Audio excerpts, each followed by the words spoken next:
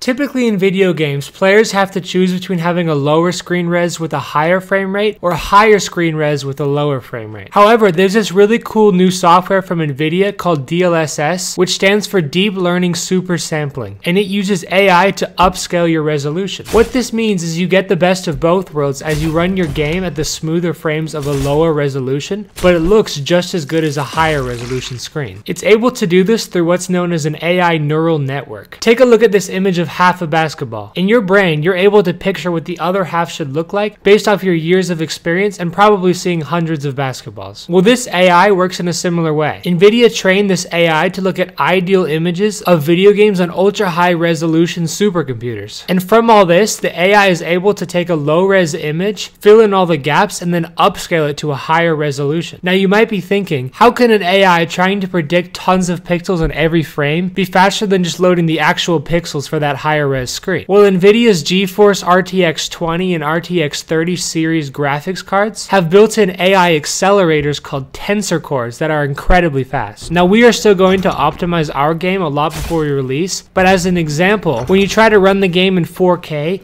you get about 15 FPS. But if you use DLSS and upscale from 1080p, you get closer to 60 FPS and the quality basically looks just as good. This is also partially why so many of the new Nvidia cards are sold out everywhere. But if you do happen to have one of those cards, then you'll be able to use DLSS with Rite when we release.